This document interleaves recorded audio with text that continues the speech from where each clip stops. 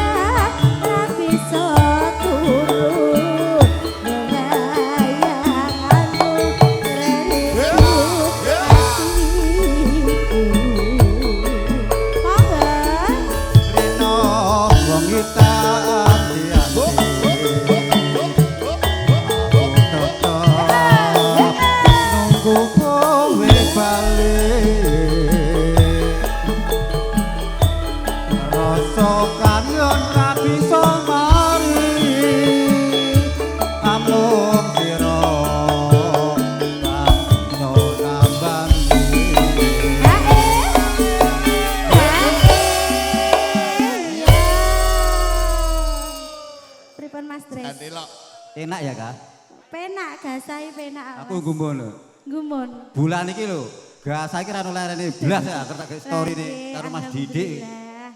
Pokoknya anggar penyanyine iki ngono ora tau. Kowe keto terus ya. Ya toh, Bos.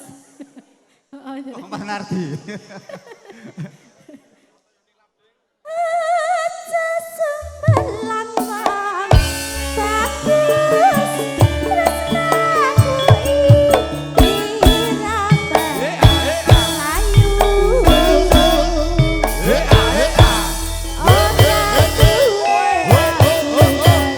Ra mikir tabrak.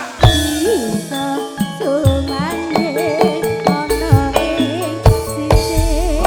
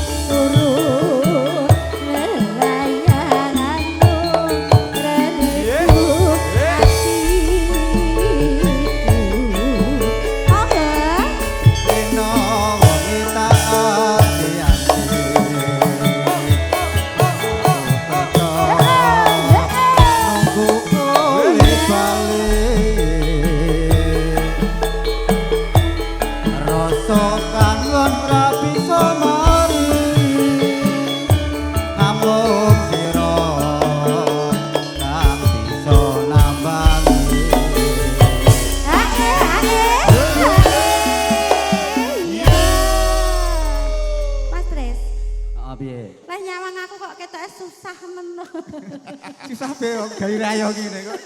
Iki ratuku sing-sing ae. Susah mergo ora iso gandeng kuwi lho. Ora ketho. Lirik kok omong susah. Nduk Tika, saiki kemajuan Pak Sutris iki senengane ngluruk jadul. Lah iya. Ngerti ae Didi ya. Campur sari rada ora patek minat, saiki Ora jadul. Walah. Ayakno. Wong duit jejer ning kene kok pikirane rono-rono lho. Ya. Aja semalang bagus tresnaku ila padamu ora suwe aku bisa kumandhe ana ing sisih. Matur suwun Mas Didik. Sepadun Pak RT bilang